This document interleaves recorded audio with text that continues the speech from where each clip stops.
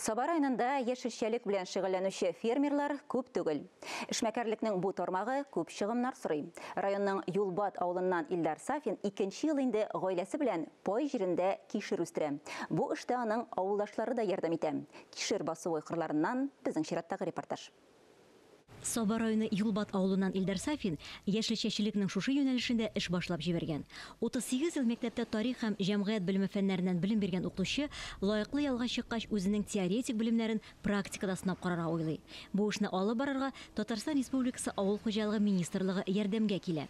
Авыл хуҗалыгының стартап программасында катнаштык, грант тоттык. Менә шул грант буенча безнең 24 метрга 12 метрлык авыл хранилище төзергә тиешбез.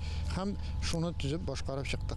Аннан инде иске генә булса трактор алып ремонтладык, капалка алып ремонтладык, сука.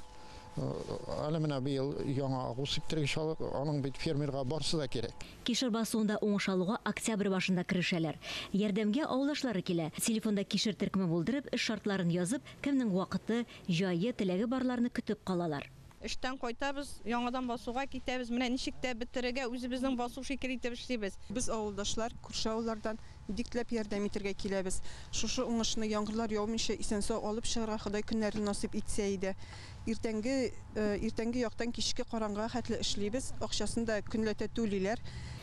Саклау технологияләре үтәлгән чиракта кишерне язын шактый кыйммәт бәягә урнаштырып, табышны арттырырга була.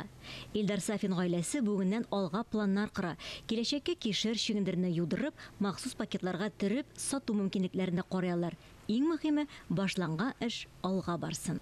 Эльза Ахмәтҗанова, Райла Галәвин, Рөстәм Хәлилов, Татарстан яңалыклары, Саба районы.